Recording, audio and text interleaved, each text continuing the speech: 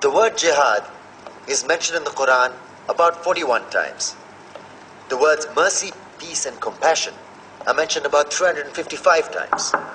Yes, come in. Come on in, Riaz. Sit down, please. Contrary to popular belief in most Western cultures, Islam is a religion that preaches peace and tolerance. Yes, Patricia.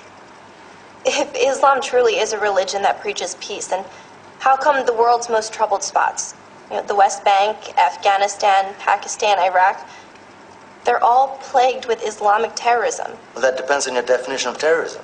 Some might argue that the U.S. invasions of countries like Iraq and Afghanistan are also acts of terrorism. No, those were acts of war to get rid of despotic regimes. Or a means of getting at a country's oil.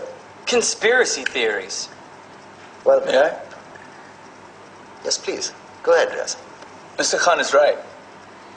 I mean, if we're talking about terrorists, the world's biggest terrorists are the white superpowers.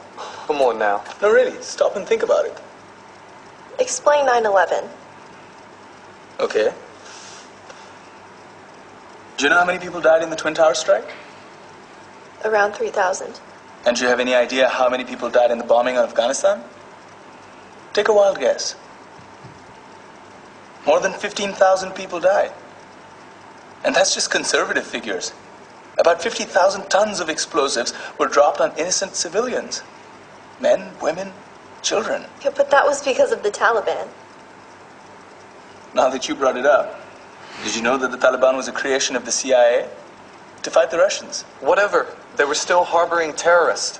Yeah, right. Terrorists that were never found. Just like the weapons of mass destruction that were never found in Iraq. Do you want to get into the death toll in Iraq? 500,000 civilians and counting. And what do Britain and America say when they don't find these weapons? It's simple. They just say sorry. And still refuse to relinquish control of these countries. What are you trying to say? What I'm trying to say is that just because you're American, wear a fancy suit, and call yourself the president, doesn't make you any less of a terrorist. I'm saying that if you don't stop meddling in other people's countries, you will face a backlash. If Muslims like you feel that way, then why don't you get out of our country? We will. As soon as you promise to leave ours.